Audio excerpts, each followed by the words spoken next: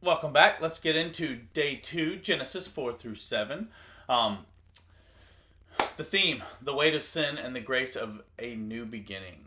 Welcome back to Unfiltered Faith. Yesterday we started at the very beginning, creation, choice, and consequence. Today we move forward into jealousy, judgment, and grace. Sin didn't start a war or a courtroom. Sin didn't start in a war or a courtroom. It started in a field between two brothers. But even here, grace is already building an ark. Grab your NASB Bible and follow along as we read Genesis 4 through 7 and see how the same God who judged the world also preserved mercy that still afloats. Sin didn't start in a war room, it started in a field between two brothers, and it still wages war in the human heart. But even here, grace is already building an ark. Genesis 4, Cain and Abel. Now the man that had relations with his wife Eve, and she conceived and gave birth to Cain, and she said, I have obtained a male child with help of the Lord. And again she gave birth to his brother Abel. Now Abel was a keeper of flocks, but Cain was a cultivator of the ground. So it came about in a course of time that Cain brought an offering to the Lord from the fruit of the ground. Abel, on his part, also brought an offering from the firstborn of his flock and from their fat portions. And the Lord had regard for Abel and his offering, but for Cain and his offering he had no regard. So Cain became very angry, and his face was gloomy. Then the Lord said to Cain, Why are you angry, and why is your face gloomy? If you do well, your face will be cheerful. And if you do not do well, sin is lurking at your door, and its desire for you, but you must master it. Cain talked to his brother Abel, and it happened that when they were in a field, Cain rose up against his brother Abel and killed him. Then the Lord said to Cain, Where is Abel your brother? And he said, I do not know. Am I my brother's keeper? Then he said, What have you done? Your voice of your brother's blood is crying out to me from the ground. Now you are cursed from the ground, which has opened its mouth to receive your brother's blood from your hand. When you cultivate the ground, you will no longer yield its strength to you. You will be a wanderer and a drifter on the earth. Cain said to the Lord, My punishment is too great to endure. Behold, you have driven me this day from the face of the ground, and I will be hidden from your face, and I will be a wanderer and drifter on the earth, and whoever finds me will kill me. So the Lord said to him, Therefore whoever kills Cain, vengeance will be taken on him 7 times as much. And the Lord placed a mark on Cain, so that no one finding him would kill him. Then Cain left the presence of the Lord and settled in the land of Nod, east of Eden. Cain had relations with his wife, and she conceived and gave birth to Enoch. And Cain built a city and named the city Enoch, after the name of his son. Now Enoch was born Irad, and Irad fathered Mehuel, and Mehuel fathered Methushael, and Methushael fathered Lamech. Lamech took 2 wives for himself. The name of one was Adah, and the name of the other was Zillah. Adah gave birth to Jabal, and he was the father of those who lived in the tents and have livestock. His brother's name was Jubal. He was the father of all who played the lyre and flute. As for Zillah, she also gave birth to Tibelcain, and the forger of all implements of bronze and iron. And sister of Tibelcain was Naamah. Lamech said to his wives, Adah and Zillah, listen to my voice, you wives of Lamech. Pay attention to my words, for I have killed a man for wounding me, and a boy for striking me. If Cain is avenged 7 times, then Lamech 77 times. Adam had relations with his wife again, and she gave birth to a son, and named him Seth. For she said, God has appointed me another child in place of Abel, because Cain killed him. To Seth also a son was born, and he was named Enosh. Then people began to call upon the name of the Lord.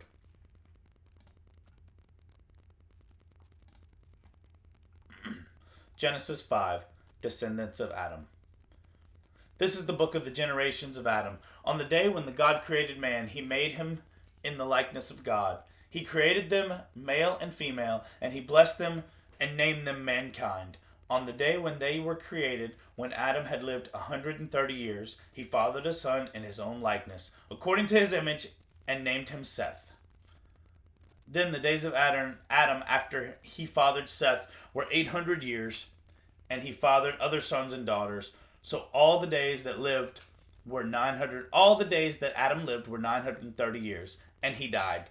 Now Seth lived 105 years and fathered Enosh. Then Seth lived 807 years after he fathered Enosh, and he fathered other sons and daughters. So all the days of Seth were 912 years, and he died. Now Enosh lived for 90 years and fathered Kenan. Then Enosh lived for 815 years after he fathered Kenan, and he fathered other sons and daughters. So all the days of Enosh were 905 years, and he died. Now Kenan lived 70 years and fathered Mahalalel, and Kenan lived 840 years after he fathered Mahalalel, and he fathered other sons and daughters. So all the days of Kenan were 910 years, and then he died. Now Mahalalel lived 65 years and fathered Jared. Then Mahalalel lived 830 years after he fathered Jared, and he fathered other sons and daughters. So all the days of Mahalalel were 895 years, and he died. Now Jared lived 162 years and fathered Enoch. Then Jared lived 800 years after he fathered Enoch, and he fathered other sons and daughters. So all the days of Jared were 962 years, and he died. Now Enoch lived for 65 years and fathered Methuselah.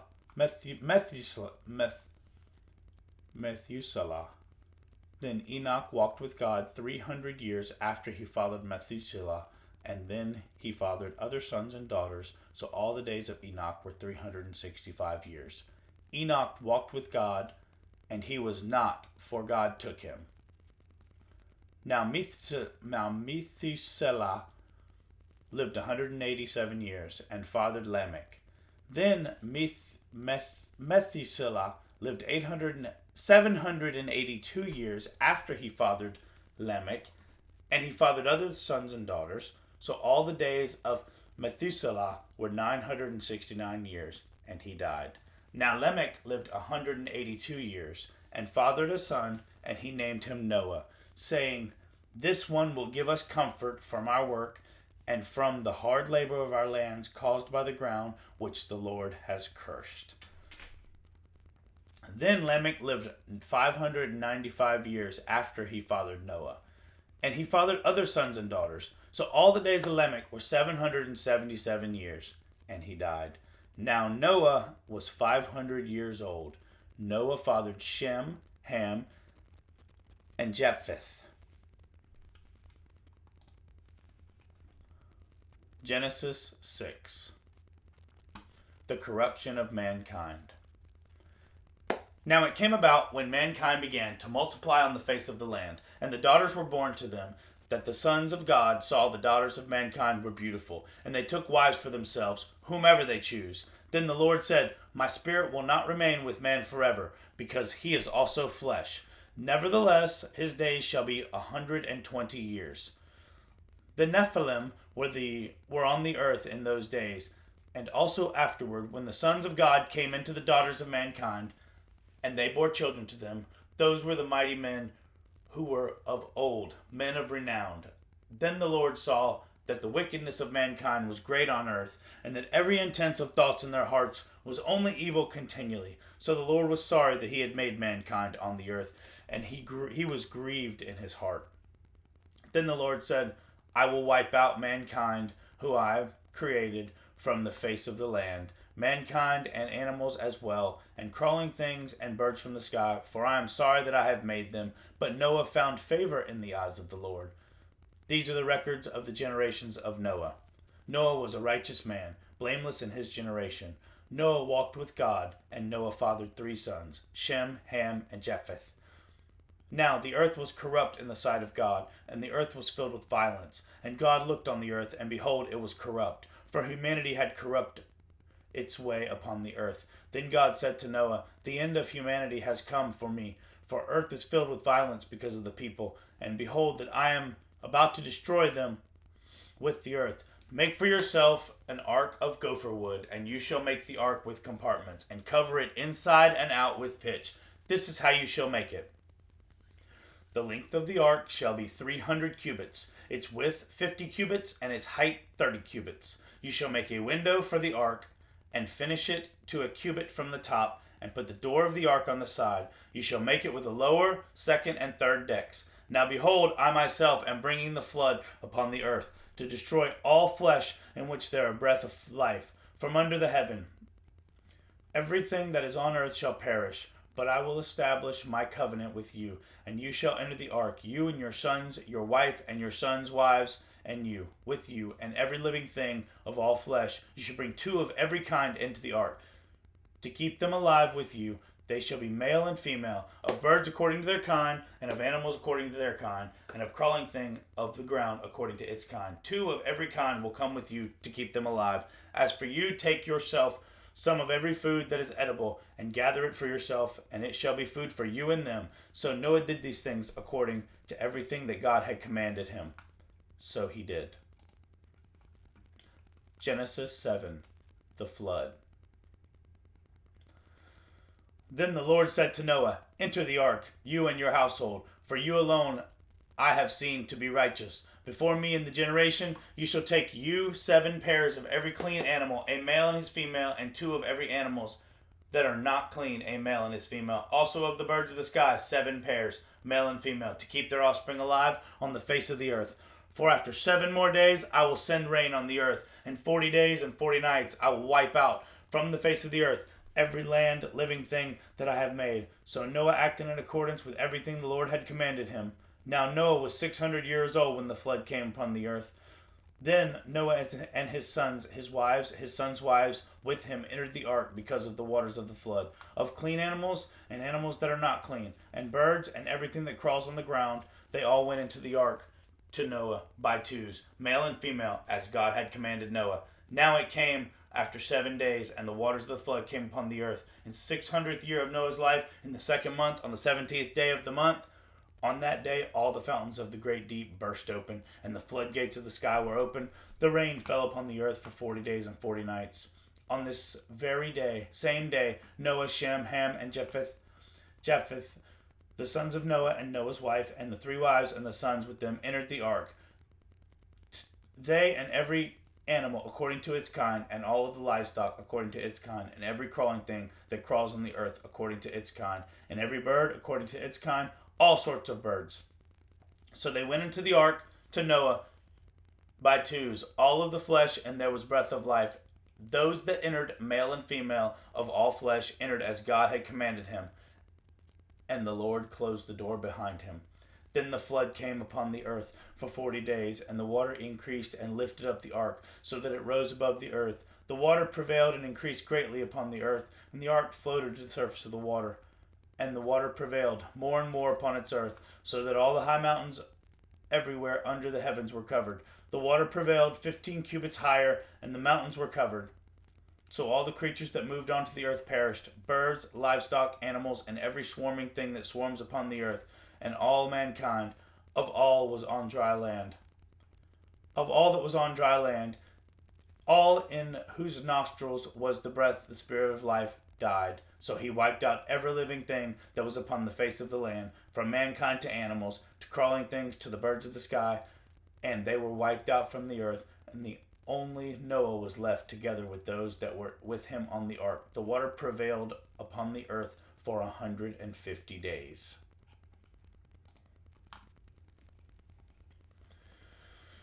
Oh, let's go over some reflection points, guys and girls and guys. Number 1, worship exposes motive. God saw Cain's heart before he saw his harvest. So, number 2, walking with God breaks the pattern. Enoch shows intimacy interrupts inevitably. Grace survives disaster. The same water that judged the world carried Noah to safety. Faith builds before it rains. Obedience in action in dry seasons. Obedience is action in dry seasons. The application in life: offer God your best, not what's left. Offer it right up front. Right, the forward thinking, everything right up front. Choose to walk with Him when others drift. You got to stay strong. Stay strong in the Lord, and stay strong and choose to walk Him when others come to give you a little bit of drifting or a little bit of sway. And build faith before the storm. We want to build faith as much as we can before we have to weather a storm. So we want to have that faith even when there's not a storm, and when there does bring a storm, you want to double down with that faith. The cross references for this tonight's reading is Hebrews 11:4-7, faith of Abel and Enoch. Another cross reference is going to be Matthew 24:37-39, days of Noah parallel the end times, and 1 Peter 3:20-21, the ark as picture of salvation. And in closing, we want the ark was faith in motion before a single drop fell. So they put the faith in the ark before even the rain even started. So they had to have that faith to be able to build the ark before the rain started. And build now, believe now, because grace still floats. And this is Alan from Unfiltered Faith with real scripture, real talk, and no filter. So check out me tomorrow. We're trying to do this Bible in a year, and I appreciate you subscribing and checking it out and watching, and check with me tomorrow for your next reading. Thanks. See ya.